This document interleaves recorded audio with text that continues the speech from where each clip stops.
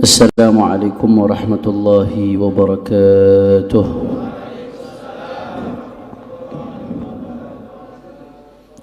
الحمد لله رب العالمين وبه نستعين على أمور الدنيا والدين. اللهم فصل وسلم وبارك وكرم ومجد وعظم على سيدنا وحبيبنا وشفيعنا ونور قلوبنا محمد الفاتح لما أغلق والخاتم لما سبق ناصر الحق بالحق والهادي إلى الصراط المستقيم وعلى آله وصحبه حق قدره ومقداره العظيم. يا فتاح يا عليم. أما بعد، بشرح لي صدري ويسر لي أمري واحلل عقدة من لساني يفقه قولي وسدد لساني واهدي قلبي بحق النبي صلى الله عليه وسلم. سبحانك لا علم لنا إلا ما علمتنا إنك أنت العليم الحكيم. Yang sama-sama kita hormati dan kita muliakan orang tua kita, guru kita, Sayyidul Walid Al-Habib Muhammad bin Ali Al-Jufri beserta segenap keluarga besar beliau. Mudah-mudahan beliau dan keluarga besarnya Allah panjangkan umurnya, Allah sehatkan badannya, Allah jaga zahir batinnya, Allah menangkan perjuangannya. Amin ya rabbal. Tidak lupa pula orang tua kita bersama, guru kita bersama, Al-Habib Hasan As-Saggaf selaku penasehat DPD Front Persaudaraan Islam Jawa Timur, dan semuanya para habaib, para tuan-tuan guru, para asatid. Tidak saya sebutkan satu persatu, begitu banyak hadir orang-orang tua kita, tanpa mengurangi rasa hormat saya kepada beliau semua. Kita doakan mudah-mudahan habaib, ulama, kiai, guru-guru kita Allah panjangkan umurnya, Allah sehatkan badannya, Allah jaga zahir batinnya, Allah menangkan perjuangannya. Amin ya rabbal.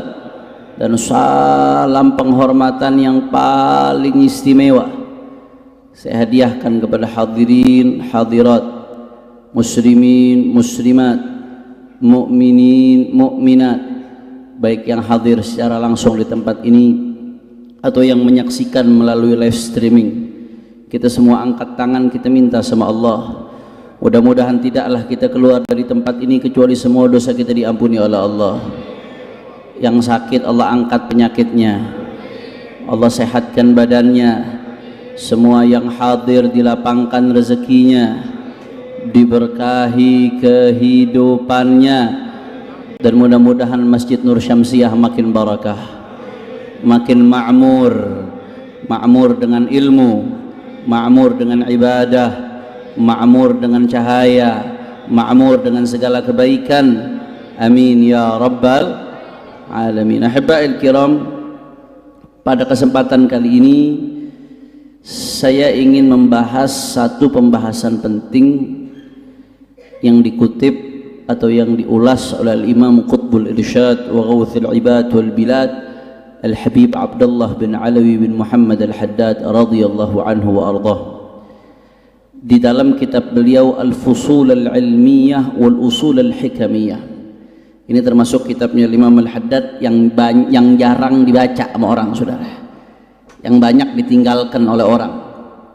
Ini kitab Imam Al-Haddad yang di sini beliau membahas pembahasan yang sifatnya tematik sesuai dengan waridat ilham yang didapatkan dari Allah Subhanahu wa taala. Kalau nabi dapatnya wahyu, kalau orang-orang soleh dapatnya ilham.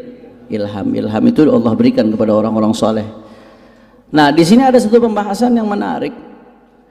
Kata Imam Al-Haddad, rijalul alam arba'ah wa ala salahihim wa istiqamatihim yaduru salahuhu wa istiqamatuh. Kita selalu bicara soal perbaikan. Tentu orang yang berakal pasti pengen akan selalu menjadi lebih baik, betul atau tidak?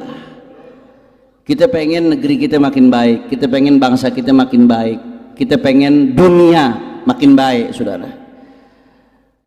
Orang bicara perbaikan, kaum orientalis atau kaum madiyah, materialisme, yang hanya bicara soal materi, yang menjadi tolak ukur materi, bicara soal perbaikan hanya dari aspek ekonomi, dari aspek infrastruktur, dari aspek sains. Tapi ada hal yang sangat mendasar yang dilupakan, yang seharusnya menjadi pondasi perbaikan. Nah, kata Imam Al-Haddad dalam kitabnya, rijalul alam arba'ah wa ala salahihim wa istiqamatihim yaduru salahuhu wa istiqamatuhu. Di alam semesta ini ada 4 golongan. 4 golongan ini baik, bangsa, negara, dunia semakin baik, saudara. Semakin banyak 4 golongan ini, maka kehidupan di bangsa, negara, dan dunia semakin baik.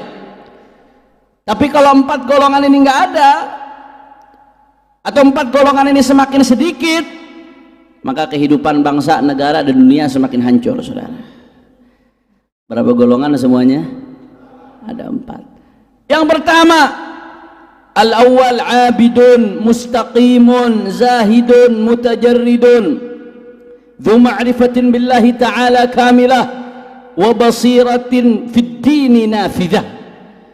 Kata Imam Al-Haddad, yang pertama, kalau mau negeri makin baik, bangsa makin baik, dunia makin baik, harus ada abidun, harus ada ahli ibadah, mustaqim yang lurus, zahidun yang zuhud, mutajarridun yang betul-betul fokus dalam penghambaannya kepada Allah Subhanahu wa ta'ala, dzu ma'rifatin billah kamilah, yang betul-betul kenal sama Allah, wa basiratin fid dini nafidah, dan punya mata hati yang tajam, ya ikhwan.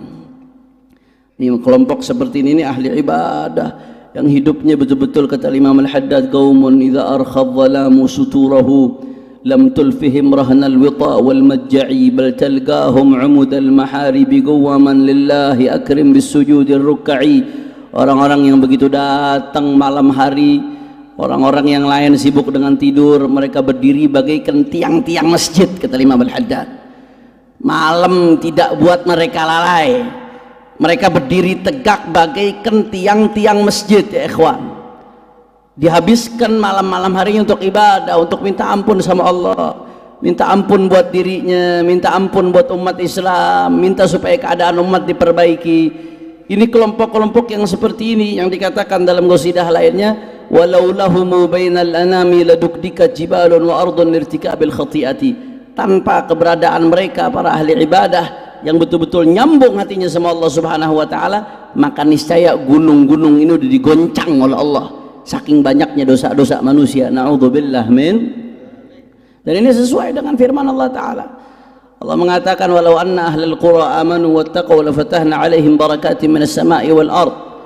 Kata Allah Subhanahu wa ta'ala, kalau penduduk langit dan bumi mereka, kalau penduduk bumi mereka bertakwa kepada Allah, buka pintu keberkahan, saudara. Kalau Allah udah buka pintu keberkahan, ekonominya, sosialnya, pendidikannya, semuanya diberkahi oleh Allah Subhanahu wa ta'ala. Kuncinya takwa kepada Allah Subhanahu. Nah, jadi itu yang pertama, ikhwan. Ini golongan yang pertama. Makin banyak ahli ibadah, makin banyak ahlillah, makin banyak orang-orang yang hatinya betul-betul nyambung sama Allah Subhanahu wa ta'ala, maka keadaan umat, keadaan bangsa, negara akan makin baik, ikhwan. Makanya saya teringat dulu, adzan dulu, fadhal.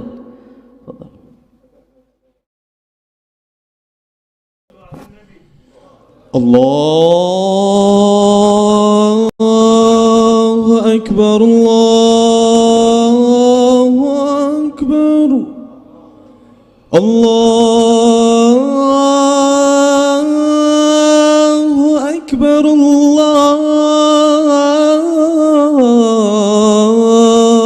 Akbar.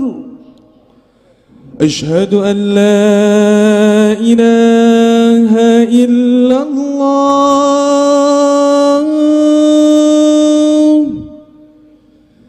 أشهد أن لا إله إلا الله.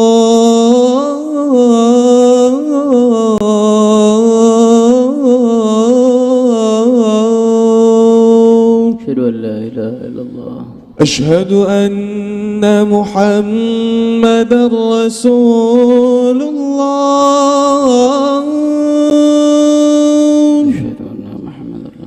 Asyhadu anna Muhammadar Rasulullah.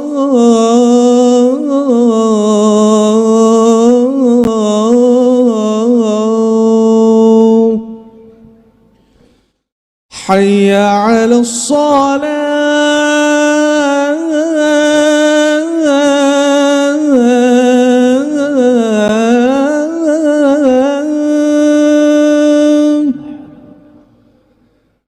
Hayya 'alas salat.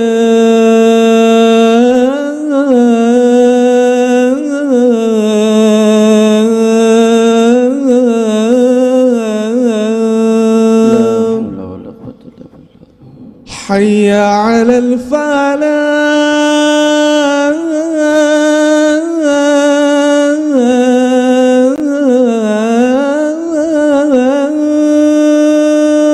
La haula wala quwwata illa billah. Hayya 'alal falah.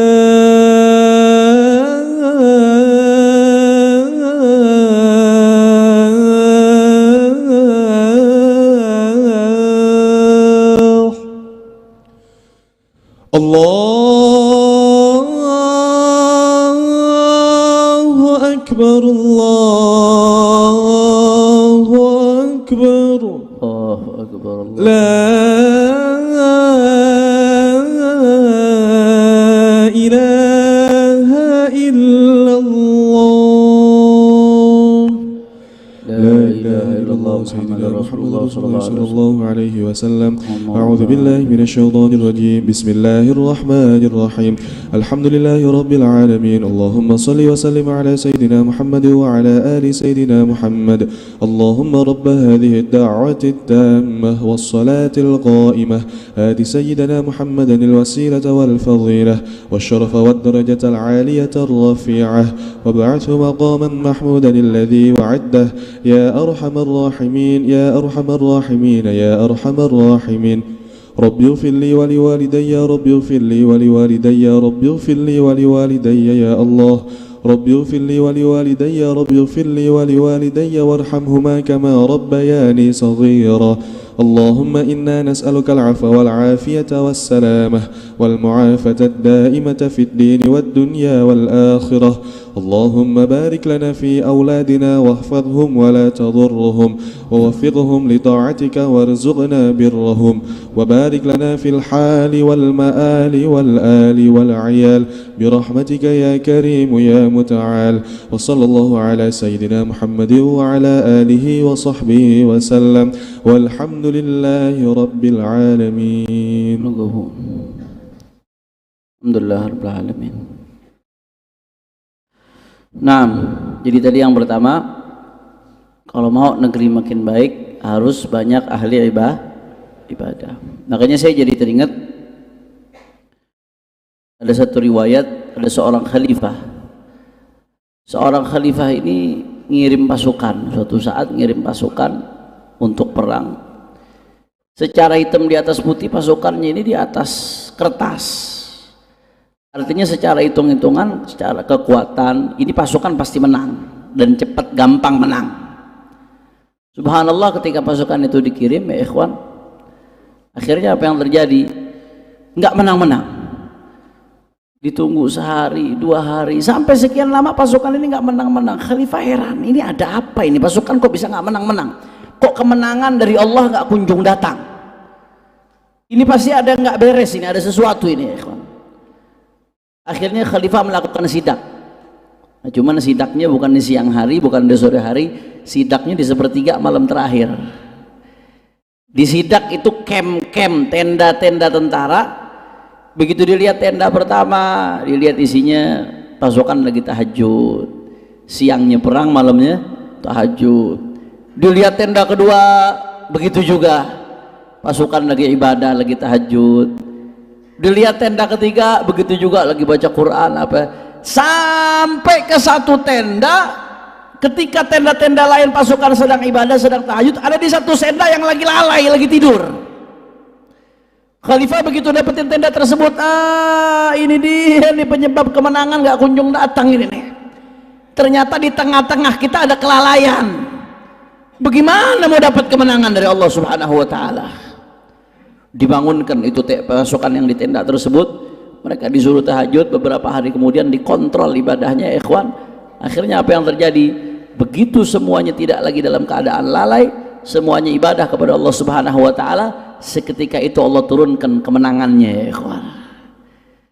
Bayangkan, nggak tahajud di tengah-tengah perjuangan, itu bisa menjadi penalu dalam perjuangan, menjadi penyebab tertundanya kemenangan. Bagaimana yang subuhnya kesiangan, ya ikhwan?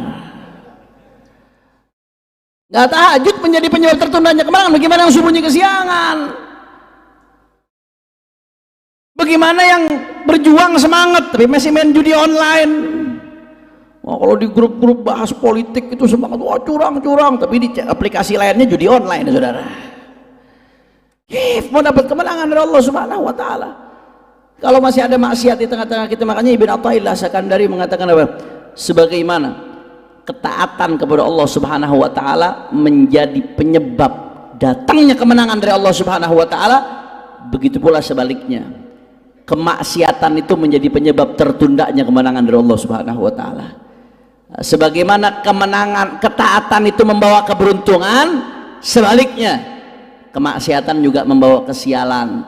Makanya yang namanya dalam berjuang semangat bagus, kita bertakbir Allahu Akbar, itu untuk memompa semangat kita. Nggak ada yang besar kecuali Allah, supaya kita nggak takut, ya ikhwan. Tapi jangan cuma modal semangat, karena kemenangan kita datangnya bukan dari semangat, kemenangan kita datangnya dari pertolongan Allah. Maka perjuangan harus dibarengi dengan ketaatan kepada Allah. Perjuangan kalau mau berkah, mau dapat kemenangan dari Allah, harus dibarengi dengan ibadah kepada Allah Subhanahu wa ta'ala. Kira-kira yang pertama jelas atau tidak? Makanya kata Imam Al-Haddad, kalau ahli ibadah itu menjadi penyebab, ahli ibadah yang zuhud, yang soleh, yang istiqamah, itu menjadi penyebab datangnya kemenangan dari Allah. Sebaliknya kata Imam Al-Haddad, ada kelompok yang sebaliknya, yang menjadi penyebab rusaknya negara, rusaknya dunia, rusaknya umat. Siapa diantaranya selain yang tadi, yang ahli maksiat, yang udah pasti kemaksiatan itu mengundang murka Allah. Yang kedua, ada as-sufi al-mukhallid al-mulabbis. As-sufi al-mukhallid al-mulabbis, orang-orang yang ngaku-ngaku tasawuf tapi ternyata mulabbis, mencampur adukan antara hak dan batil. Itu penyebab kerusakan itu, ya ikhwan. Tadi ahli ibadah yang istiqomah penyebab datangnya kemenangan. Tapi sebaliknya, orang ngakunya sufi tapi mulabbis, tapi campur aduk antara hak dan batil, mencampur adukkan antara hal yang haram, bahkan kadang-kadang yang haram dihalalkan, yang halal diharamkan. Na'udzubillah min dzalik.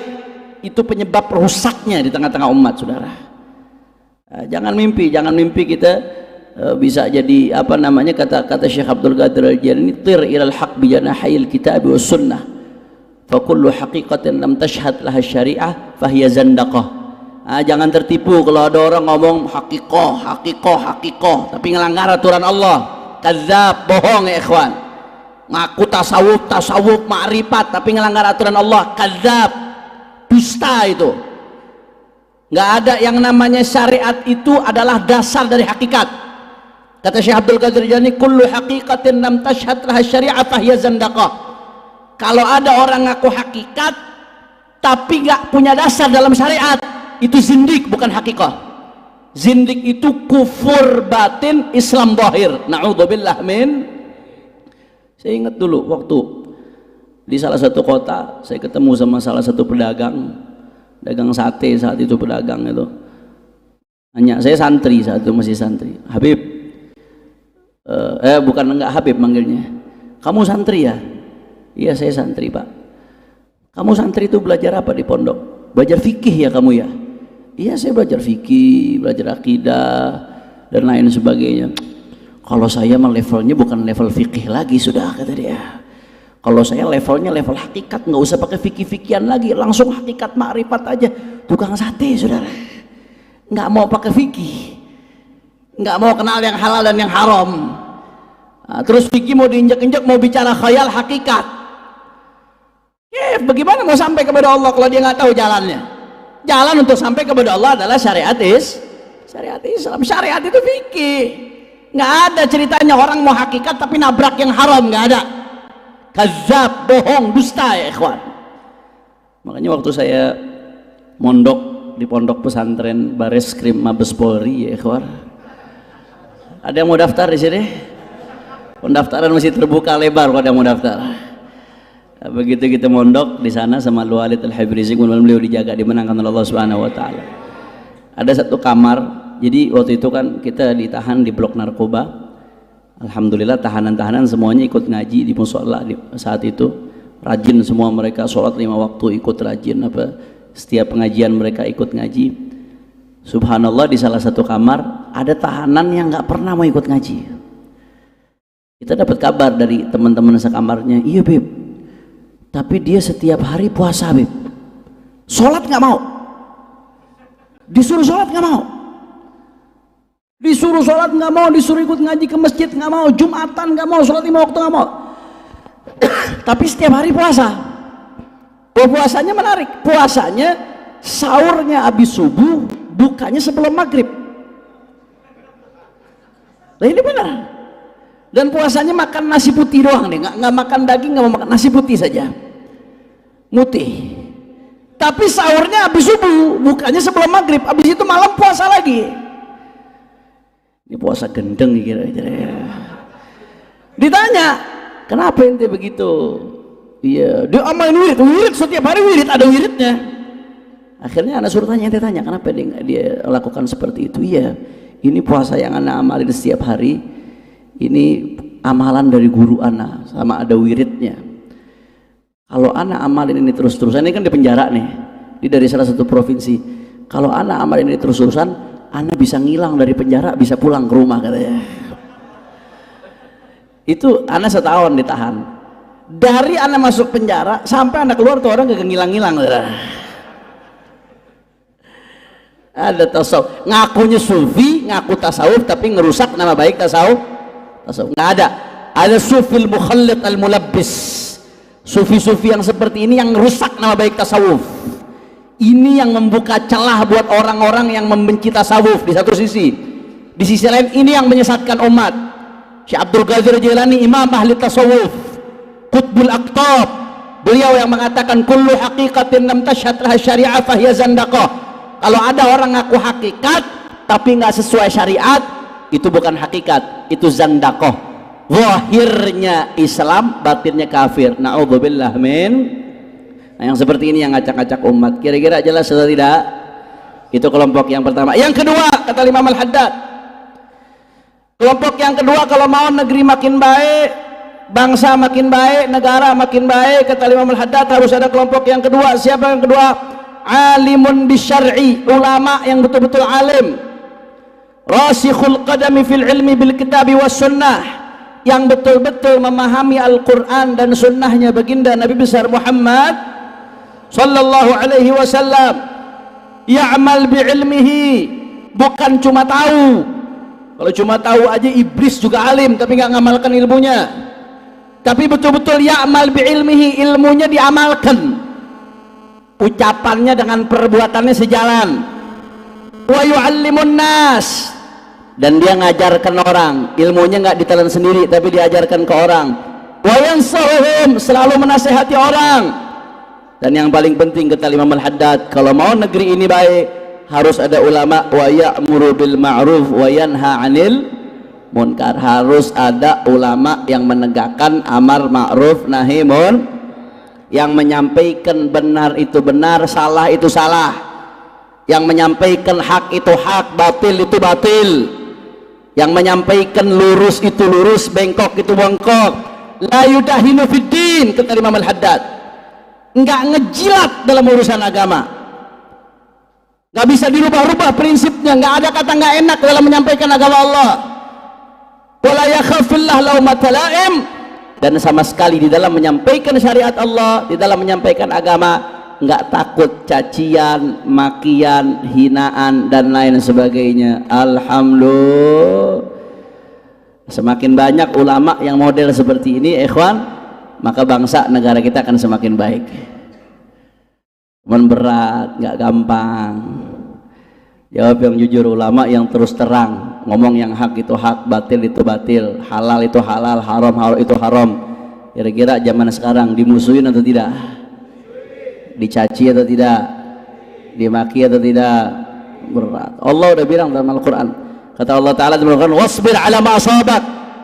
Kata Allah Ta'ala ketika memerintahkan amar ma'ruf nahi munkar, wasbir ala ma asabak. Kamu kalau amar ma'ruf nahi munkar, ya sabar atas apa yang akan menimpamu. Seolah-olah Allah udah ngasih isyarat, ya resikonya memang berat. Kamu bakal dicaci, dimaki, dihina dan lain sebagainya. Bahkan Sayyidina Hudzaifah ibn al-Yaman di dalam Ihya Ulumuddin Imam Ghazali mengatakan, itu saking dihinanya orang yang ma'ruf nahi munkar, saking dibencinya ya ikhwan, itu sampai-sampai kata Sayyidina Hudzaifah ibn al-Yaman, sayati 'ala nasi zamanun la an takuna fihim jifatu himar ahabbu ilaihim min mu'minin ya'muruhum wa yanhahum. Akan datang satu zaman, andai kata ada ulama menegakkan amar ma'ruf nahi munkar, itu lebih dibenci oleh masyarakat, lebih dibenci oleh masyarakat daripada bangkai himar. Jadi kalau ada bangkai himar, bau, ngundang penyakit, dikerebutin laler, masyarakat lebih senang ada bangkai himar daripada ada ulama yang menegakkan amar ma'ruf nahi munkar, saudara. Itu akan datang tuh zaman seperti itu, dan jangan-jangan sekarang zamannya, saudara. Na'udzubillah min dzalik. Berat ya ikhwan, berat. Amar ma'ruf nahi munkar nggak gampang. Allah udah mengatakan dalam Al-Quran, wasbir ala ma asabak. Sabar, sabar. Karena ketika ulama menyampaikan hak itu hak, batil itu batil, benar itu benar, salah itu salah, terlepas dari caranya keras atau tidak, terlepas dari caranya tegas atau tidak, tapi dia menyampaikan amar ma'ruf nahi munkar, saudara, maka akan berbenturan dengan banyak hawa nafsu, akan berbenturan dengan banyak kepentingan. Orang kalau udah berbenturan dengan hawa nafsunya nggak akan terima dia, walaupun lembut cara menyampaikannya, tapi mesti disampaikan. Karena umat ini jadi umat terbaik, kata Allah Ta'ala dalam Al-Quran, kuntum khaira ummatin ukhrijat linnas ta'muruna bil ma'ruf wa tanhauna 'anil munkar. Umat ini jadi umat terbaik bukan gara-gara jumlahnya paling banyak. Umat ini jadi umat yang terbaik bukan gara-gara teknologinya paling canggih. Umat ini jadi umat terbaik bukan gara-gara kekayaan alamnya paling melimpah, enggak. Allah mengatakan, ukhrijat linnas ta'muruna bil ma'ruf wa tanhauna 'anil munkar. Kalian jadi umat terbaik karena menegakkan amar ma'ruf nahi munkar. Makanya sebagian ulama ahli tafsir mengatakan, khairiyatu hadhil ummah masyrutatun bihadza syarat. Predikat umat terbaik itu bergantung dengan syarat ini. Kalau umat ini masih menegakkan amar ma'ruf nahi munkar, berarti masih layak disebut umat terbaik, kata sebagian dalam ahli tafsir.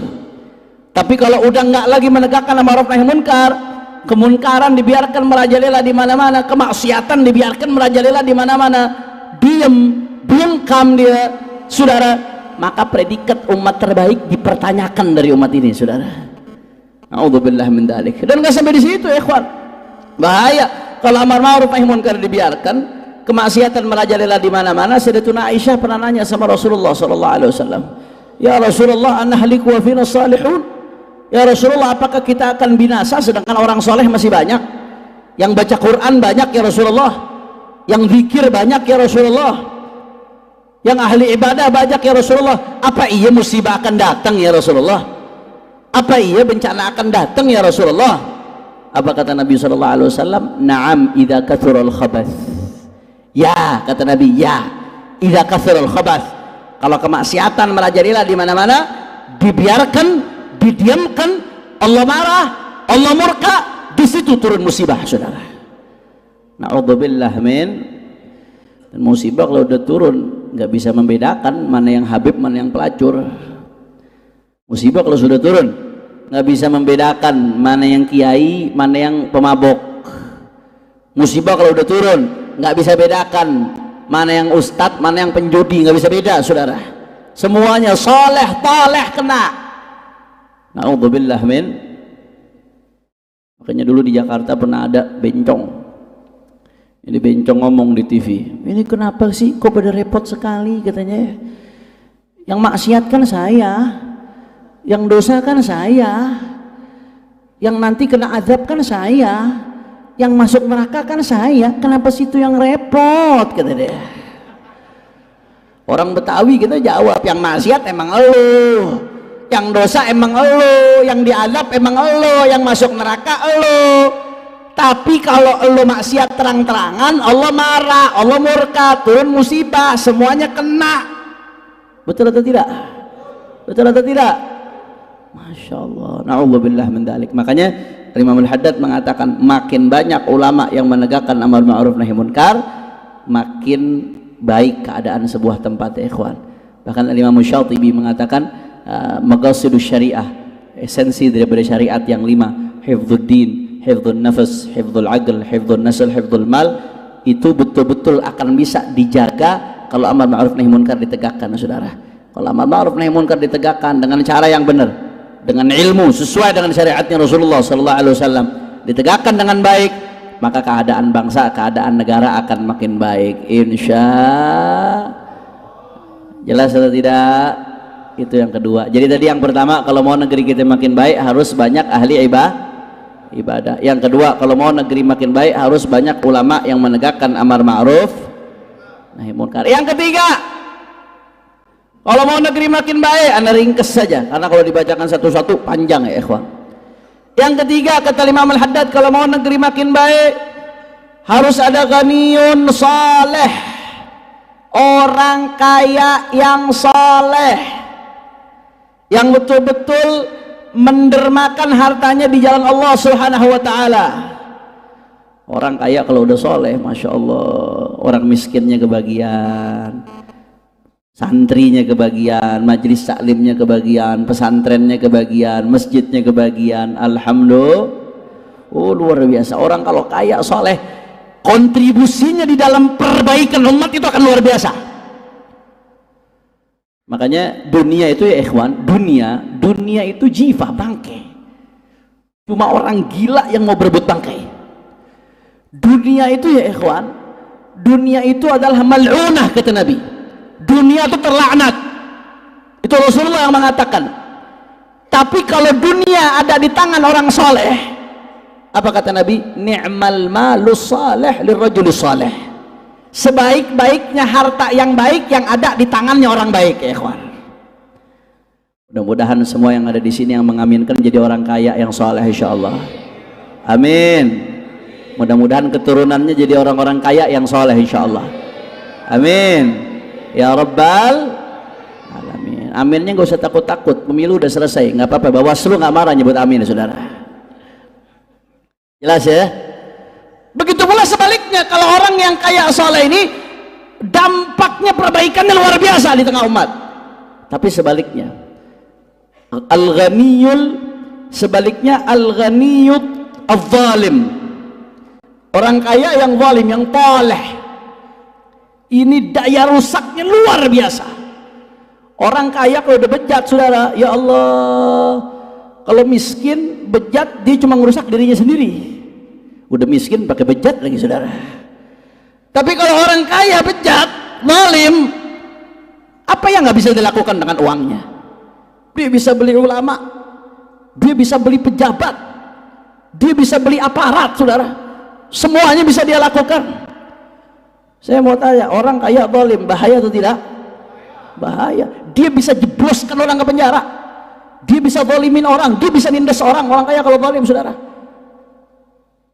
Makanya kayak sekarang di berbagai belahan dunia, bukan cuma di Indonesia saja, di berbagai belahan dunia ada fenomena yang namanya oligarki.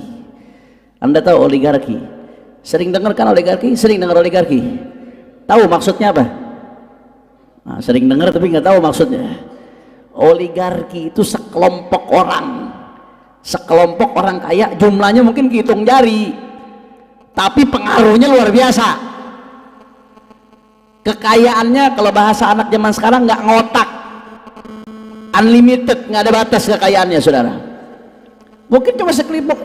Dia bukan politisi mungkin, tapi dia bisa nguasain politisi. Dia bukan pemimpin negara, tapi dia bisa nguasain pemimpin negara. Dia bisa ngintervensi pembuatan undang-undang, dia bisa intervensi pembuatan aturan. Ini fenomena terjadi di berbagai belahan dunia sekarang, saudara. Daya rusaknya luar biasa. Mudah-mudahan oligarki-oligarki yang jahat dihancurkan oleh Allah Subhanahu wa taala. Atau mudah-mudahan dikasih hidayah biar bermanfaat buat orang Islam insyaallah. Amin ya rabbal. Jadi orang kaya kalau sudah luar biasa, kalau sudah orang kaya zalim, toleh, itu daya rusaknya dahsyat. Tapi sebaliknya kata Imam Al-Haddad, salah satu dari 4 unsur yang bisa sangat berpengaruh di dalam perbaikan bangsa, perbaikan negara, perbaikan kehidupan di dunia adalah orang-orang kaya yang soleh. Alhamdulillah. Mudah-mudahan orang-orang kaya yang soleh Allah kasih panjang umur, sehatul afiat insyaallah. Berikutnya yang keberapa? Yang keempat tadi. Yang pertama apa? Ahli ibadah yang istiqah. Yang kedua, ulama yang menegakkan amar ma'ruf. Saya sengaja ulang-ulang gini supaya pulang dari sini hafal semuanya. Jadi pulang ada yang dibawa ke rumah, saudara.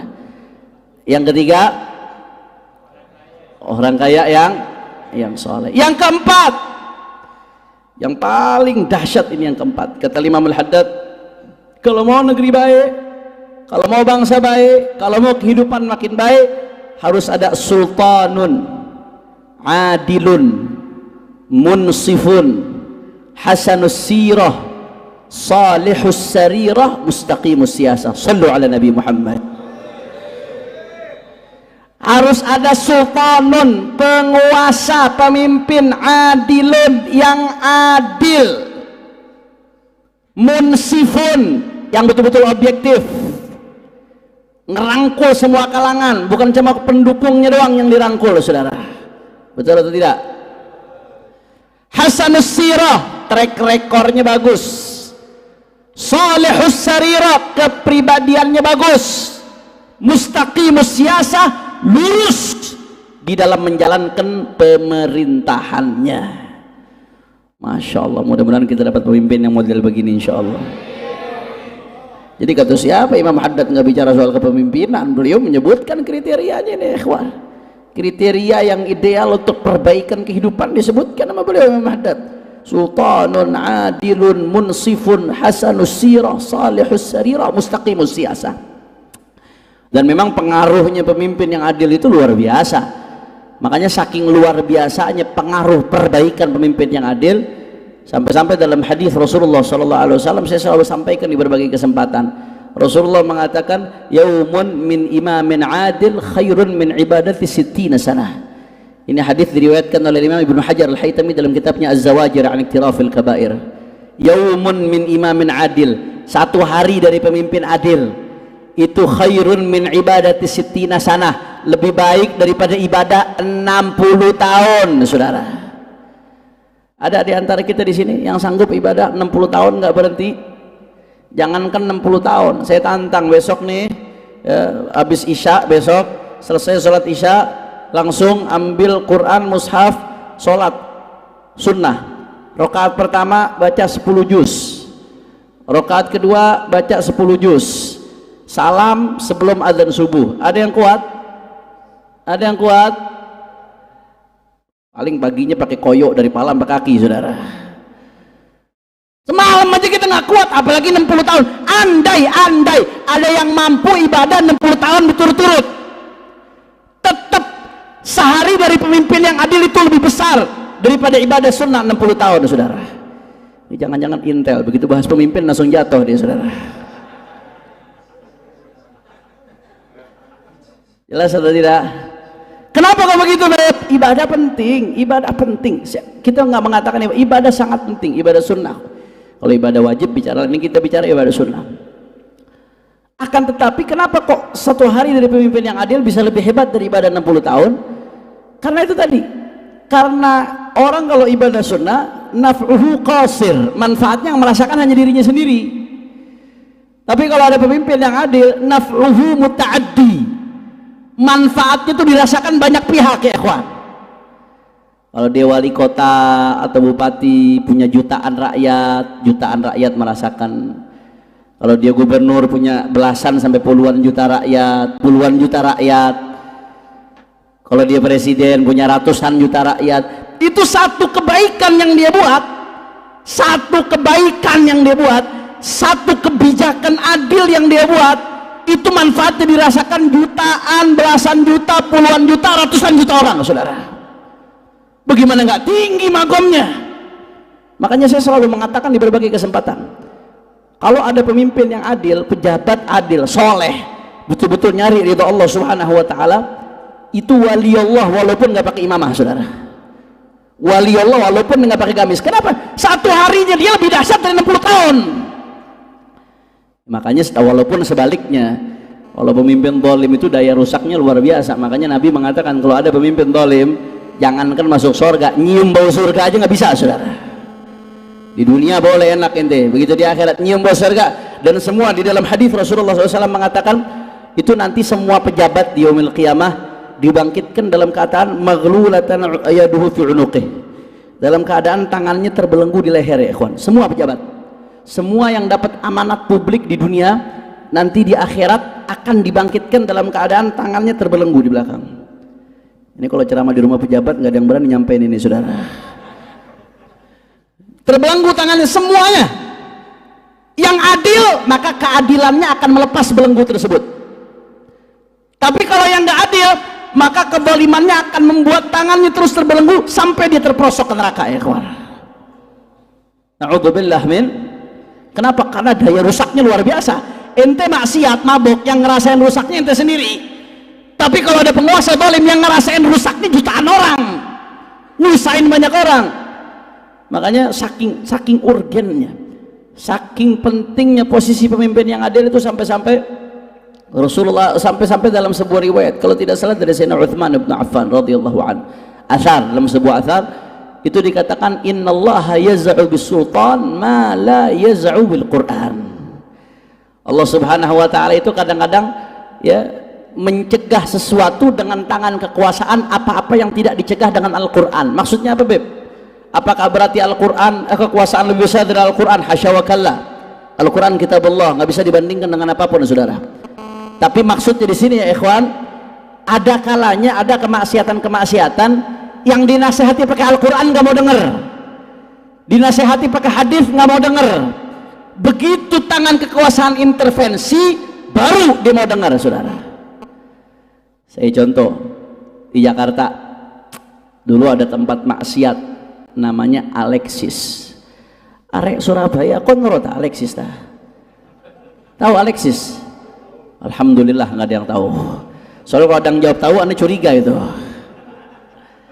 Alexis tempat pelacuran besar, elit luar biasa.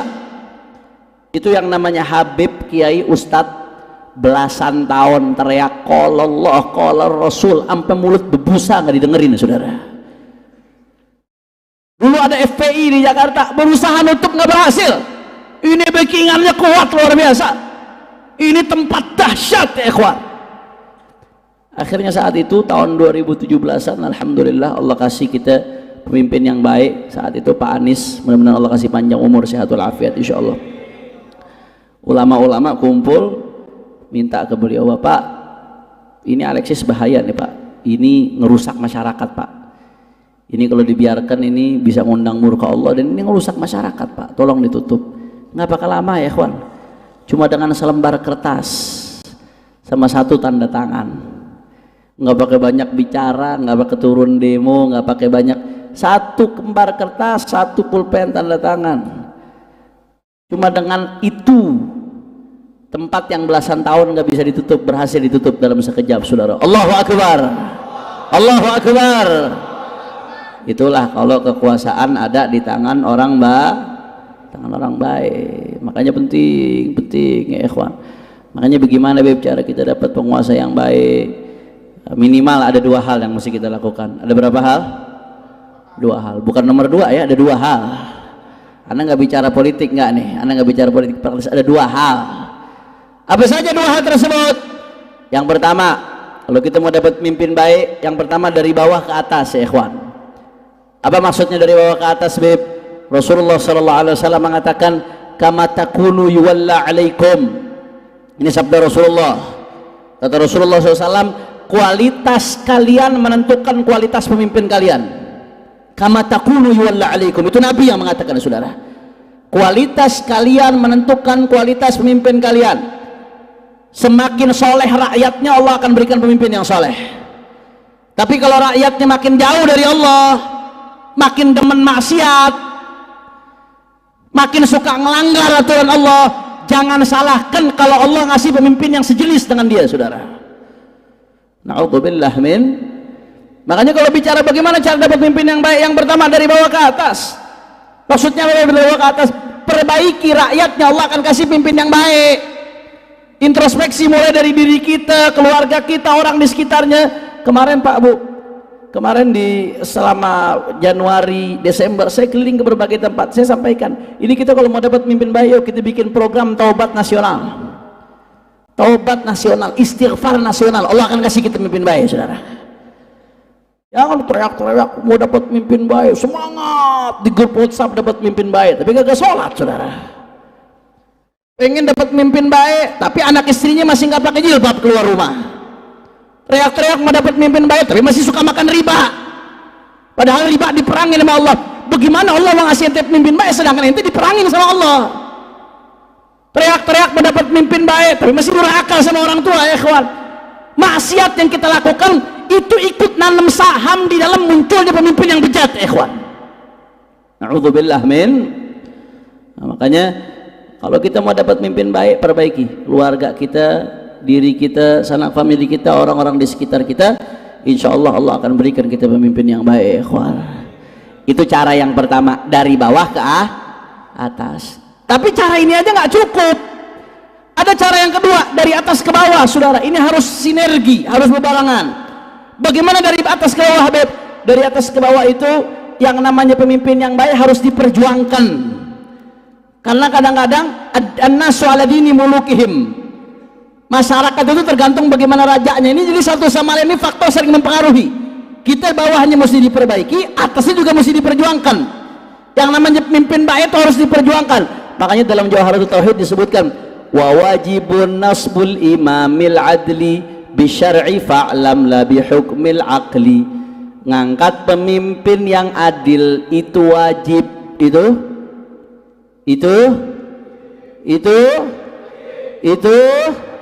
wajib. Ngangkat pemimpin adil itu hukumnya wajib. Kalau nggak ada orang yang berjuang memperjuangkan terangkat pemimpin adil, hukumnya dosa. Ini urusan syariat, saudara. Makanya kadang-kadang saya nggak ngerti, ada orang mengatakan, oh itu kalau ustadz bicara soal politik itu ustadz pengkhianat agama. Lu ngaji lu kagak lengkap. Betul atau tidak? Betul atau tidak? Ini kewajiban agama. Ente ngangkat pemimpin adil itu kewajiban agama.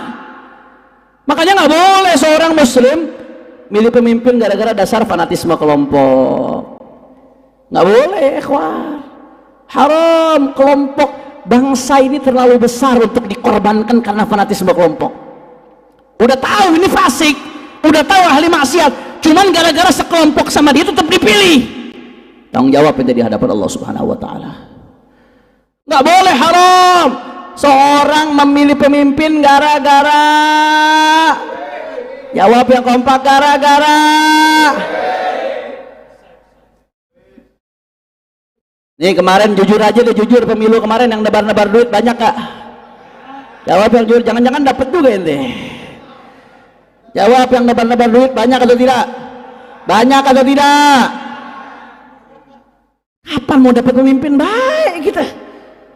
Kalau milihnya gara-gara dasar yang ngasih duit. Padahal diancam Rasulullah sallallahu alaihi wasallam. Apa kata Rasulullah sallallahu alaihi wasallam? Salasun la yukallimuhumullah yaumal qiyamah wa la yuzakkihim wa lahum adzabun alim. Ada 3 golongan kata Nabi Muhammad dalam hadis Sahihul Bukhari. 3 golongan kata Nabi. La yukallimuhumullah yaumal qiyamah. 3 golongan ini enggak akan diajak bicara oleh Allah di hari kiamat. Wala yuzakkihim, enggak akan mendapatkan pensucian dari Allah. Walahum adzabun alim, dan 3 golongan ini mendapatkan azab yang pedih. Siapa di antaranya? Kata Rasulullah, rajulun baya'a imaman lam yubayi'hu illa lidunyah fa in a'tahu ma yurid waffalahu wa in lam yu'tih la yuwaffilahu. Shallu ala Nabi Muhammad. Kata Nabi Muhammad yang kedua, seseorang di antara yang diancam sama Nabi, seseorang yang bayar imaman, membaiat imam, lam yubayihu illa lidunyah, dia tidaklah milih seseorang kecuali karena duit. Baiat itu bahasa fikih, saudara, bahasa syariat. Kalau dalam konteks demokrasi, saya kalau mau bahas fikihnya panjang, takyif fikihnya. Dalam konteks demokrasi, baiat itu ya milih, ya ikhwan. Kata Nabi Muhammad, termasuk yang gak diajak bicara Allah di hari kiamat mendapatkan azab yang pedih, orang yang milih pemimpin dasarnya faktornya karena duit. Wani piro. Akeh gak yang begitu? Jujur akeh? Banyak atau tidak? Banyak atau tidak? Kapan mau dapat mimpin baik? Begitu ya ikhwan. Kadang-kadang saya nggak habis pikir saudara. Itu mungkin di sini apa, beca itu kira-kira dibayar sebulan 200.000, mau nggak sebulan 200.000? Keliling setiap hari tapi 200.000 sebulan, mau nggak mau saudara. Beca nggak mau sebulan dibayar 200.000, ente dibayar 200.000 buat 5 tahun, seneng lagi saudara. Bagaimana mendapat mimpin baik? Sorry betul atau tidak? Betul atau tidak? Catat baik-baik omongan saya, catat baik-baik. Itu orang-orang yang money politik. Makin banyak dia ngeluarkan duit ketika mau naik, makin banyak nyogok sana nyogok sini. Begitu jadi ngerampoknya makin banyak saudara. Betul atau tidak? Nggak ada orang yang mau gratis, nggak ada. Makanya banyak caleg-caleg yang begitu nggak jadi udah ngeluarin duit banyak, begitu nggak jadi masuk rumah sakit jiwa saudara. Betul, stres. Bagaimana cara ngeluarin duit? Balikin duit ini saudara. Orang kalau udah money politik semakin banyak dia keluarkan, begitu jadi gaji nggak seberapa. Gaji pokok itu nggak seberapa, setinggi-tingginya pejabat di negeri kita, gaji pokoknya nggak sebanding dibandingkan kos politik kalau harus main money politik saudara. Semakin banyak dia ngeluarkan uang kan begitu mau jadi, begitu terpilih makin banyak ngerampoknya saudara, makin banyak nyolong duit rakyatnya. Yang dipikirkan pertama balik modal, habis mikir balik modal cari untung saudara. Betul atau tidak? Makanya siapapun yang milih pemimpin karena dasar duit, yang mana yang ngasih itu yang dipilih, jangankan rakyatnya, termasuk ini buat habibnya, kiainya, ustadznya. Karena habib, kiai, ustadz kelas duitnya makin gede, amplopnya warna coklat itu saudara. Banyak habib-habib yang imanuhum fi amplopihim. Betul saudara. Siapapun anda yang milih pemimpin karena duit, bukan karena mempertimbangkan kesolehannya, bukan karena mempertimbangkan kecerdasannya, bukan karena mempertimbangkan keadilannya, bukan karena mempertimbangkan ketakwaannya. Siapapun yang milih pemimpin karena duit, dia ikut andil melahirkan pemimpin-pemimpin, pejabat-pejabat perampok di negeri ini saudara. Na'udzubillah min. Kira-kira jelas atau tidak? Faham? Maka kalau milih pemimpin bagaimana? Lihat tuh kriteria yang disebutkan oleh Imam Al-Haddad. Apa yang beliau bilang? Salihun, adilun, adil. Adil di situ kriteria adalah, termasuk isinya bertakwa kepada Allah. Munsifun, betul-betul objektif, nggak berat sebelah. Hasanus siro, lihat track recordnya bagaimana. Imam Haddad ngasih tahu kriteria. Umat ini jangan dibodoh-bodohi. Dikira salaf nggak tahu politik, nggak tahu cara kriteria pemimpin. Saudara, agama Islam jangankan urusan politik, urusan milih pemimpin yang berkaitan dengan hajat jutaan orang, urusan cebok, istinja, bagian urusan najis diatur detail sama Islam. Keluar masuk kamar mandi, mau masuk kamar mandi pakai kaki kiri, keluar pakai kaki kanan, diatur sama Islam. Mau masuk keluar tempat yang banyak najis, diatur sama Islam. Hal-hal yang kecil, sampai cara gunting kuku itu diatur sama Islam. Cara gunting kuku diatur dari telunjuk sampai ke kelingking, habis itu kanan, mulai dari kelingking kiri terus sampai ke jempol, habis itu terakhirnya jempol kanan. Diatur, diajarin. Yang kecil-kecil diajarkan oleh Islam. Masa iya Islam nggak ngajarkan yang gede-gede urusan ratusan juta orang, saudara? Terus bagaimana klaim Islam agama yang sempurna kalau urusan yang berkaitan dengan hajat ratusan juta orang Islam nggak ngajarkan? Saya nggak mengharuskan Anda untuk ikut politik praktis, nggak. Pilihan ikut dukung mendukung fulan atau alan itu ijtihad politik ulama masing-masing. Tapi minimal wajib kita jelaskan kepada umat bagaimana kriteria pemimpin yang mesti dipilih, bagaimana kriteria pejabat yang mesti dipilih, bagaimana kriteria orang-orang yang mesti dipilih supaya kita mendapatkan pemimpin yang baik dari Allah Subhanahu. Kira-kira jelas atau tidak? Jelas atau tidak? Siap memilih pemimpin yang baik? Siap memperjuangkan pemimpin yang baik? Siap membela pemimpin yang baik? Takbir. Sallu ala nabi. Allahumma salli wa sallim barik alaihi wa ala alihi. Ini jadi 4. Kira-kira jelas atau tidak?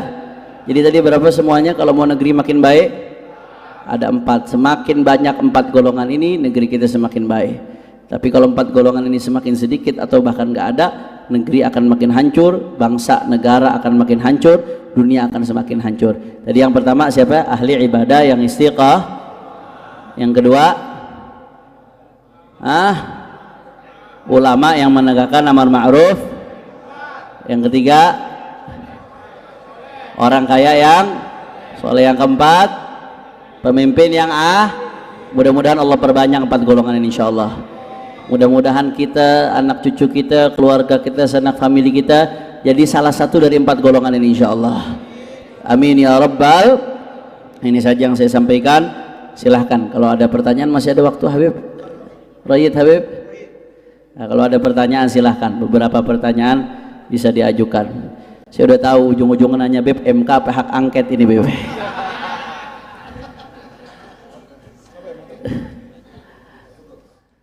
Obal.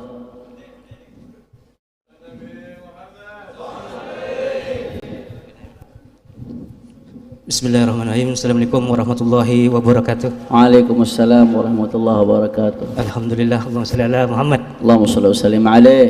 Mudah-mudahan Habib Hanif dan imam besar kita sehat. Amin, amin. Dipanjangkan umur dan Amin, perjuangannya bisa selalu sehat. Amin ya Rabb. Mau tanya ulama yang Namanya siapa? namanya Samsul. Naam. Mau tanya ulama amal ma'ruf nahi munkar. Naam. Dulu tak kala imam besar kita datang dari Mekah Al-Mukarramah, Babi Haikal itu, apakah benar keluar dari golongan imam besar kita? Itu aja. Nah, pertanyaan lain silahkan sekaligus. Nah,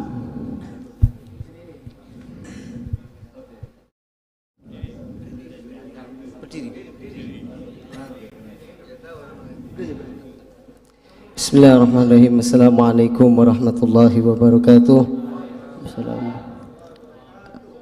Langsung saja Habib, perkenalkan, nama saya Muhammad Abdul Farid. Yang saya ingin tanyakan mengenai memilih, karena kan kemarin setiap pilihan itu kan pasti ada ulamanya.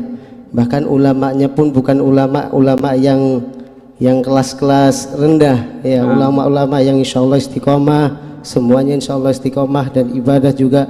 Nah, yang ingin saya tanyakan, ketika kita condong kepada satu pilihan itu pasti ada perbandingan. Nah, karena semuanya kan udah ada ulamanya, kenapa harus memilih condong ke satu ulama saja? Jadi nggak perlu menghina lah. Nah, itu bagaimana Habib tanggapannya? tamam. Syukron. Wassalamualaikum warahmatullahi wabarakatuh. Waalaikumsalam. Pertanyaan berikutnya, fadhal. Assalamualaikum warahmatullahi wabarakatuh. Waalaikumsalam warahmatullahi wabarakatuh. Sebelumnya Al-Afu Habib bernama Al-Fakir Saiful Rizki. Mudah-mudahan Al-Fakir meskipun nggak pernah nyantri di markas syariah, mudah-mudahan Al-Fakir diaku sebagai santri oleh Habib Hanif dan Imam Munah Habib Rizik Syihab, walaupun berdasarkan pengakuan Al-Fakir pribadi. Yang ingin Al-Fakir tanyakan Habib, Al-Fakir kan salah satu admin IG Habib Hanif for Amin pada masa-masa Pilpres kemarin. Aneh nggak Terus tahu itu tadi. Nah, tafadhal. Terus Al-Fakir ngepost video Habib, kalau nggak salah di Palembang. Habib ceramah, kalau milih pemimpin itu lihat kriterianya. Yang pertama fisiknya, kata Habib kan begitu. Nah ini Al-Fakir ketika posting ini banyak dikomentarin oleh para buzzer-buzzer yang memelintir ceramah Habaib seakan-akan menyerang paslon tertentu. Karena Habaib di situ potongan kalimatnya mengatakan jangan yang udah maaf banget, jangan yang udah setruk disuruh jadi pemimpin. Ini Al-Fakir minta klarifikasinya Habib, minta penjelasannya supaya Al-Fakir bisa kasih penjelasan kepada buzzer-buzzer ini bahwa habaib yang ada di barisan imam besar tidak sedikit pun menyerang satu paslon, walaupun mungkin kita berpihak pada salah satu paslon, tapi insya Allah kita tidak memusuhi apalagi menyerang paslon-paslon yang lain. Mohon penjelasannya Habib, terima kasih. Wassalamualaikum warahmatullahi wabarakatuh. Waalaikumsalam warahmatullahi wabarakatuh. Pertanyaan yang pertama, nah ini pertanyaannya terlalu pribadi nih. Harusnya 4 mata ini rasanya. Beliau Masya Allah saudara kita pernah jadi awan seperjuangan Ustadz Haikal Baros, cuman memang karena ada beberapa alasan kedisiplinan beliau dikeluarkan dari struktural PA 212. Itu saja yang Anda bisa jawab, nggak lebih dari itu. Jadi karena beberapa alasan kedisiplinan saat itu dikeluarkan dari struktural PA 212 karena ada beberapa pernyataan-pernyataan yang dianggap kontradiktif. Demikian ya, apakah keluar dari barisan imam besar atau tidak, biar umat masing-masing yang menilai. Bukan domain Anda untuk menilai, biar umat masing-masing yang bisa menilai. Ya, lihat bagaimana imam besar ngasih instruksinya apa, ikut apa enggak instruksi tersebut, kan umat bisa nilai sendiri masing-masing. Ya, naam. Kemudian yang kedua, pertanyaan tadi, Beb, kan masing-masing paslon ada ulamanya di belakangnya, Beb. Bagaimana ini Habib? Jadi begini, ketika kita punya satu pilihan, maka pastikan pilihannya yang paling mendekati kriteria dalam syariat. Nanti ini berkaitan dengan pertanyaan yang ketiga itu. Saya jelaskan. Karena kita sebagai muslim, pakai keislaman kita bukan hanya saat di masjid. Keislaman kita ini gunakan bukan hanya saat kita ibadah. Termasuk keislaman kita gunakan pada saat kita berpolitik. Pilih pemimpin yang paling mendekati kriteria syariat Islam. Jelas ya? Nah, Beb, ditimbang tuh, misalkan ada 3 calon, istikharah, kemudian timbang mana yang paling mendekati kriteria yang disebutkan syariat Islam. Ini kriteria disebutkan oleh para ulama. Imam Al-Mawardi dalam kitabnya Ahkam Sultaniyah, Al-Imam Al-Juwaini, Imam Al-Haramain dalam kitabnya Al-Ghiyathi, Ghiyathul Umam fi Tiyathil Dhulam, dan ulama-ulama nulis kitab tebal-tebal yang berkaitan dengan politik Islam. Nah, ada kriteria di situ. Bagaimana kriteria Imam Al-Azam, pemimpin tertinggi di sebuah negara? Ditimbang itu, yang mana yang paling sesuai. Kalau nggak ada yang memenuhi syarat, yang mana yang paling mendekati? Kalau ada tiga-tiganya baik, cari yang terbaik dari yang baik. Kalau ada 3 atau ada 2, yang satu baik satu buruk, ambil yang baik, buang yang buruk. Kalau ada tiga-tiganya buruk misalkan, cari yang paling sedikit keburukannya. Pertimbangan itu, timbang baik-baik, lihat track recordnya, cari istikharah, minta petunjuk sama Allah. Kalau nggak bisa juga, maka tanya kepada para ulama. Ulama yang seperti apa? Jangan yang sendiri-sendiri, tapi ulama yang bersepakat, yang bermusyawarah, yang sepakat, bukan hanya pandangan sendiri. Kalau pandangan sendiri rawan kelirunya, tapi kalau hasil kesepakatan, hasil bermusyawarah, pertimbangannya jelas, dasarnya jelas. Anda kasih contoh, Anda nggak ngasih contoh istimewa ulama lah. Kalau ngasih contohnya istimewa ulama, nanti Anda dianggap di bagian dari istimewa ulama.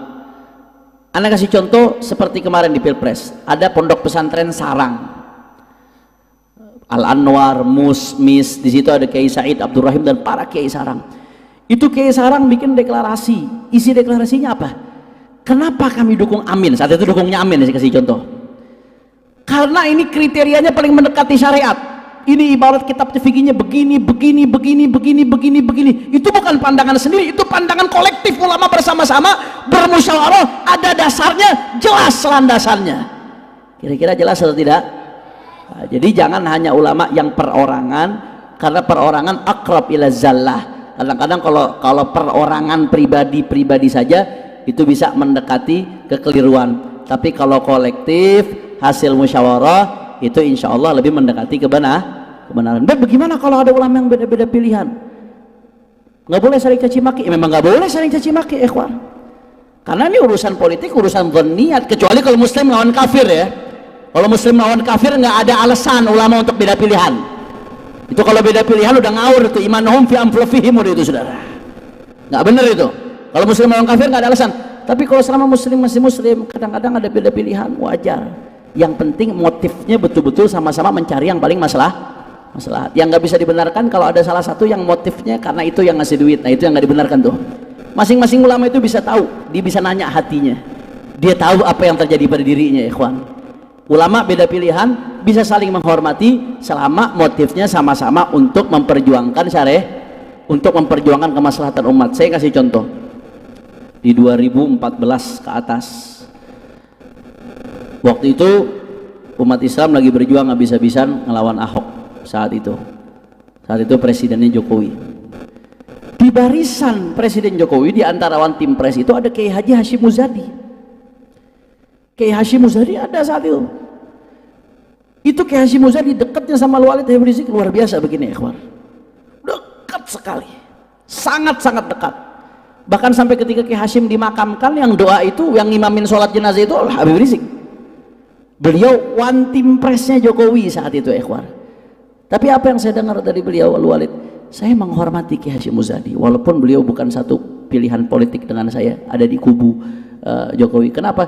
Karena masuknya beliau ke sana untuk memperjuangkan kemaslahatan dari dalam. Tapi real ya, jangan ini jadikan alasan. Dia yang tahu dengan Allah Subhanahu wa taala, bainahu wa bainallah. Jadi kadang-kalanya ada beda pilihan tapi betul-betul untuk memperjuangkan kemaslahatan, itu masih mungkin terjadi. Karena urusan beda politik ini adalah urusan dhanniyat, bukan urusan qat'iyat, bukan urusan yang final 1000%. Enggak. Dhanniyat itu bisa beda-beda, yang penting sama-sama tahu dasarnya, alasannya kenapa dia berbeda, ya ikhwan. Kira-kira jelas atau tidak? Maka nggak perlu saling caci maki, nggak perlu saling menghina. Nah, kecuali kalau udah jelas-jelas, saya milih ini ya karena dia yang ngasih saya duit. Ah, jangan udah yang begitu tuh udah nggak benar tuh. Saya milih yang ini ya karena dapatnya dari situ. Karena dapat ini, bicaranya udah transaksional, itu udah jelas nggak benar tuh ya ikhwan. Tapi kalau selama masih ada kemungkinan dasar, ulama beda-beda ada dasar kemaslahatan, itu masih sepatutnya untuk dihormati, dihargai, tidak perlu saling caci maki. Tapi tadi ikutin yang mana, Beb? Ikutin yang kolektif, ikutin yang bermusyawarah, ikutin yang ada dasarnya. Bagaimana dasar syariatnya, bagaimana dasar pertimbangannya, lihat bagaimana track recordnya, lihat dan seterusnya. Itu insya Allah yang benar. Kira-kira jelas atau tidak? Paham ya? Berikutnya tadi pertanyaan, soal di Palembang. Nah jadi Anda waktu itu lagi ngejelasin di Palembang, dan ini Anda jelaskan bukan hanya di Palembang, Anda jelaskan hampir di seluruh provinsi yang Anda datangi sepanjang bulan Januari khususnya. Anda bicara soal kriteria. Kalau mau milih pemimpin itu minimal ada 3 yang mesti kita lihat. Ada berapa? Ada 3 hal. Surah, sarirah, sirah. Ada berapa? Yang pertama surah, yang kedua sarirah, yang ketiga sirah. Surah ini apa? Surah itu artinya fisik, mesti dilihat fisiknya. Sarirah nanti artinya kepribadian, artinya hati sebetulnya sarirah, tapi nanti yang dimaksud ini kepribadian, keimanannya, ketakwaannya, integritasnya, kecerdasannya dan lain sebagainya. Yang sarirah itu sarirah itu artinya kepribadian, sirah artinya track record. Nah, Anda bicara surah, fisik. Nah, kalau memilih pemimpin itu Islam mengajarkan salah satu yang mesti dilihat fisiknya. Makanya di dalam Al-Ahkam As-Sultaniyah, Al-Imam Al-Mawardi itu menjelaskan bahwasanya nggak boleh pemimpin tertinggi di sebuah negara yang nggak bisa melihat, nggak bisa mendengar, nggak bisa berbicara. Pemimpin tertinggi Al-Imamul A'zam, bagaimana dia mau ngelihat rakyatnya, keadaan rakyatnya kalau dia nggak bisa ngelihat? Bagaimana dia mau mendengar keluhan rakyatnya kalau dia nggak bisa dengar?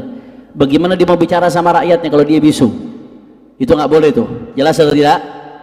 Kemudian syarat berikutnya yang disebutkan oleh Imam Mawardi, salamatul a'dha min naqsin yamna'u min istifa'il harakah. Di antara syarat milih pemimpin itu harus orang yang bersih, selamat dari kekurangan yang menyebabkan dia sulit untuk bergerak. Saya mau tanya, penyakit yang bikin orang sulit bergerak apa? Stroke.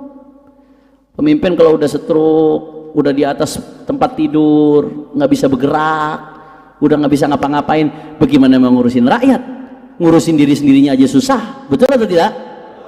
Saya bicara hukum fikih, bicara kriteria secara syar'i, betul nggak apa yang saya sampaikan? Ada saya sebut nama di situ? Nggak ada. Dan ini tertuang dalam undang-undang kita. Di dalam undang-undang calon presiden harus sehat jasmani rohani. Itu tertuang dalam undang-undang. Bukan hanya tertuang dalam fikih, dalam undang-undang pun tertuang. Berarti kalau ada capres cawapres yang lulus, berarti dia sehat jasmani rohani, terpenuhi syarat. Kira-kira jelas atau tidak? Jadi saya nggak sebut nama siapapun, bahkan di kata-kata berikutnya saya tegaskan, saya tidak nyindir siapapun, saya bicara kriteria sesuai dengan syariat. Cuman dipotong. Zaman sekarang kan begitu, potong-potongan kerjaannya. Video orang dipotong, diviralkan, difitnah, seolah-olah menghina, nggak ada akhlak. Mudah-mudahan saya nggak mau ambil pusing, saya nggak mau ambil ribut. Mudah-mudahan dengan saya dicaci, dimaki, dihina menjadi sebab dosa-dosa saya diampunin sama Allah Subhanahu Wa Taala. Mungkin ada dosa-dosa saya yang nggak Allah ampunin kecuali dengan cara itu.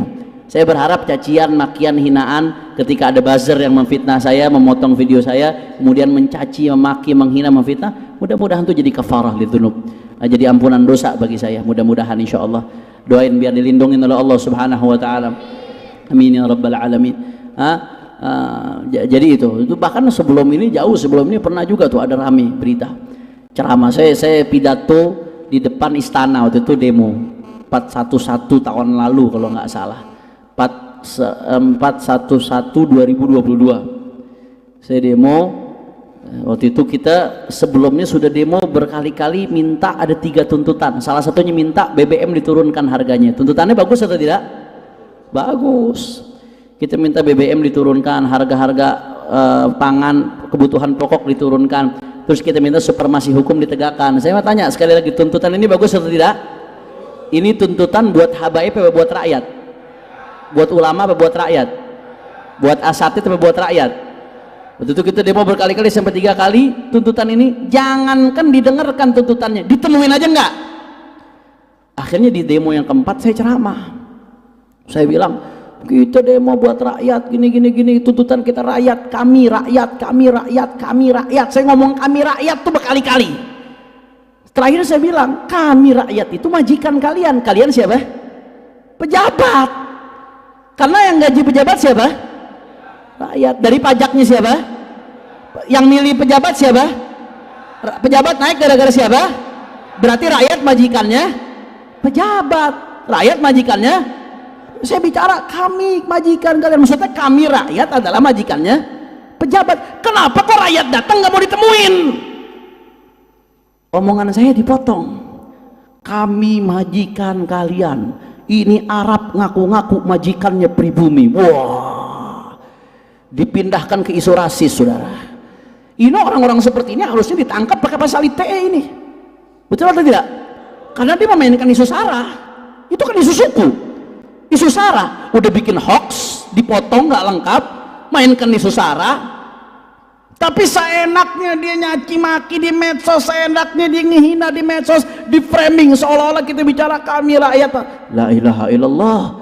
Habaib diajarkan, Habib Abdullah Al-Idrus Al-Akbar diajarkan apa? Jangankan untuk merasa lebih mulia dari orang lain, merasa lebih mulia dari anjing aja nggak pantas, saudara. Karena anjing begitu mati dia nggak akan dihisap oleh Allah Subhanahu Wa Taala. Kita mati belum tentu kita selamat dari hisap, ya ikhwan. Mudah-mudahan kita diselamatkan dari Allah Subhanahu Wa Taala. Makanya kalau ada habaib sombong merasa dirinya lebih mulia dari orang lain, berarti dia nggak ngikutin ajaran datuknya. Terus nggak masuk akal. Masuk kita bilang kami majikan kalian, dipotong, diviralkan, dihina, dicaci maki. Ada satu orang yang katanya ulama ceramah di atas mimbar teriak-teriak mengatakan kurang ajar itu Hanif Al-Alos, kami majikan kalian bla bla bla. Habis saya caci maki. Ala kulli hal, mudah-mudahan gara-gara itu dosa-dosa saya diampuni sama Allah Subhanahu Wa Taala. Amin ya rabbal Nah, jadi hati-hati, ini zaman fitnah, zaman hoax, zaman potong sana potong sini, orang di share sana. Kalau mau melakukan apa-apa, tabayun dulu, tabayun, klarifikasi, cari. Sekarang gampang kok, kita kalau mau cari validitas, kevalidan sebuah informasi gampang kok caranya, gampang ya ikhwan, cari. Saya kasih tahu. Jadi kalau ada informasi, kaidahnya begini nih, perhatikan baik-baik. Kalau kita dapat sebuah informasi, kaidahnya in ja'akum fasiqun binaba'in fatabayyanu. Kalau ada informasi dari orang fasik, maka tabayyun dulu, klarifikasi. Jadi kalau ada informasi sampai ke kita di media sosial, di WhatsApp, di Facebook, di Instagram dan sebagainya, yang pertama kita lakukan tabayyun, ini benar atau tidak. Pastikan dulu. Cari informasi pembanding, cari linknya, cari keterangannya, cari. Kalau ternyata nggak benar, ya langsung buang, jangan ente share. Jangan langsung buang, nggak bisa di share. Kalau benar, apakah perlu di share? Lihat dulu. Man kana yu'minu billahi fal yawmil akhir falyaqul khairan aw liyasmut. Baik atau tidak? Walaupun benar, kalau nggak baik, jangan disebar. Benar, tapi buruk, jangan disebar. Ente tanggung jawab di hadapan Allah Subhanahu wa taala. Kalau benar baik, baru ente sebarkan. Jelas atau tidak? Baik ini dalam tanda arti ya, baik ini nggak harus manis. Baik tidak harus manis. Baik ini maslahat buat bangsa, maslahat buat negara, maslahat buat umat, walaupun pahit, itu baik berarti. Baik tidak harus qulil haqqa walau kana murran. Katakan yang benar walau itu pahit. Kira-kira jelas atau tidak? Jadi udah clear ya, udah bisa dipahami ya. Nanti tinggal ambil dari live streaming Nur Syamsiah, tinggal nanti potong lagi deh tuh saudara. Tapi potongnya jangan lengkap, jangan setengah-setengah. Kemudian terakhir sebelum kita tutup, kita doa. Ini saat ini masih proses pemilihan pemimpin, belum selesai. Quick count itu bukan segalanya ya ikhwan. Quick count bukan segalanya. Masa iya ya PS dari Sabang sampai Merauke 2 jam selesai ngitungnya ikhwan. Itu mikir aja, itu kan sampel, itu cuma sekian ribu TPS dari 800.000 TPS lebih, jadi simpel. Masa sampel itu udah harga mati? Kadang-kadang kan susah juga dicerna sama akal itu ikhwan. Siapa yang bisa memastikan sampel itu nggak ditaruh di basis paslon tertentu? Siapa yang bisa memastikan? Kalau sampelnya ditaruh di basis paslon tertentu kan selesai.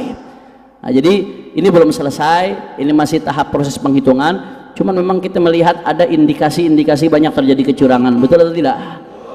Jujur aja, jujur, indikasi kecurangan ada atau tidak?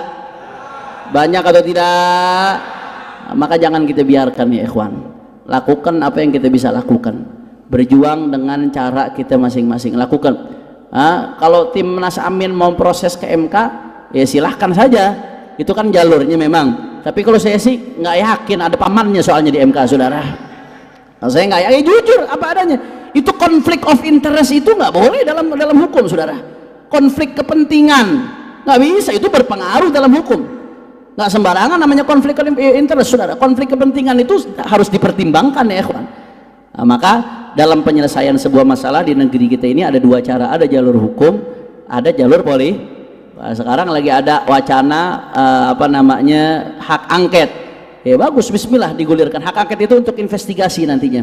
Nantinya akan ada hak interpelasi, kedepannya lanjutannya akan ada hak menyatakan pendapat. Mudah-mudahan nggak cuma omon-omon, bisa berjalan insya Allah. Amin. Amin. Nanti bisa diinvestigasi, dicari sejauh mana kecurangannya, sejauh mana bentuk keterstrukturannya, masif dan sistematisnya, sejauh mana keterlibatan negara dan lain sebagainya. Kalau kita terbukti, kita minta supaya betul-betul diproses secara hukum. Setuju? Setuju? Siap dukung hak angket? Lemes banget ini. Siap dukung hak angket? Siap dukung hak angket? Siap proses kecurangan? Siap lawan kecurangan? Takbir! Sallu ala nabi. Nanti kalau ada intel datang kemari, kenapa itu Habib Hanif bicara politik? Kan negara demokrasi saudara. Intel katanya anti khilafah, dan orang demokrasi mau disalahin juga bicara saudara. Masya Allah, mudah-mudahan negeri kita dijaga oleh Allah Subhanahu wa ta'ala, negeri kita diselamatkan Allah Subhanahu wa ta'ala, negeri kita betul-betul diberikan pemimpin yang saleh, diberikan pemimpin yang baik, diberikan pemimpin yang betul-betul takut kepada Allah, cinta kepada Rasulullah. Mudah-mudahan keluarga kita diperbaiki oleh Allah, mudah-mudahan anak keturunan kita dijaga oleh Allah, Mudah-mudahan Indonesia dijadikan baldah thayyibah mubarakah, mubarakah, mubarakah ala hadhihi niyyah wa likulli niyyah salihah. Dan mudah-mudahan Allah berkahi sisa bulan Sya'ban kita. Allah sampaikan kita ke bulan Ramadan fi khair wa lutuf wa afiyah. Mudah-mudahan Ramadan tahun ini kita dapat Lailatul Qadar insyaallah. Kita dapat Lailatul Qadar insyaallah. Kita dapat Lailatul Qadar insyaallah. Ala hadhihi niyyah wa likulli niyyah salihah jami'ah syamilah li khairatid dunya wal akhirah. Wa ila hadratin nabi bisirril Fatihah. Bismillahirrahmanirrahim. Alhamdulillahirabbil alamin. Arrahmanir rahim maliki yaumiddin. Iyyaka na'budu wa iyyaka nasta'in ihdinas siratal mustaqim siratal ladzina an'amta 'alaihim ghairil maghdubi. Terakhir sebelum saya tutup dengan salam, saya sebetulnya pengen ketemu setiap saat dengan masyarakat Surabaya ini, tapi keliling terus dari kabupaten ke kabupaten, provinsi ke provinsi. Doakan biar panjang umur sehat walafiat insyaallah. Maka bagaimana caranya supaya bisa ketemu tiap hari? Saya mau tanya nih, jamaah Nur Syamsiah punya HP nggak? Kayaknya yang punya HP sedikit kelihatannya deh. Punya HP? Ada kuota? Ada internetnya ada? Ada YouTube di HP-nya ada? Coba buka YouTube-nya, cari Habib Hanif Official, like, subscribe, and share. Habib kok promosi Beb? Channel-channel yang isinya maksiat aja pede promosi, masa yang isinya pengajian nggak promosi, saudara? Betul atau tidak?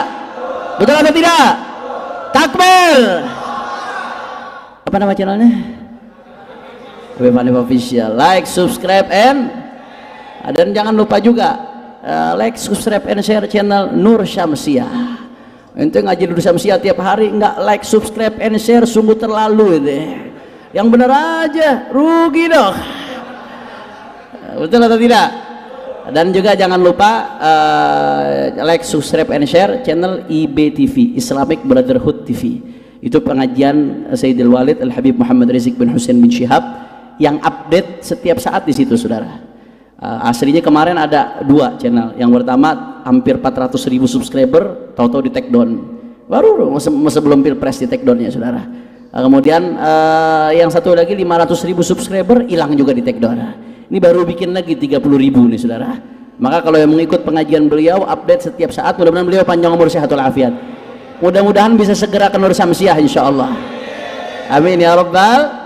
Amin ya rabbal alamin. IBTV, Islamic Brotherhood TV, gugur 1 tumbuh 1000. Setuju? Setuju? Semua angkat tangannya, takbir, takbir. Assalamualaikum warahmatullahi wabarakatuh.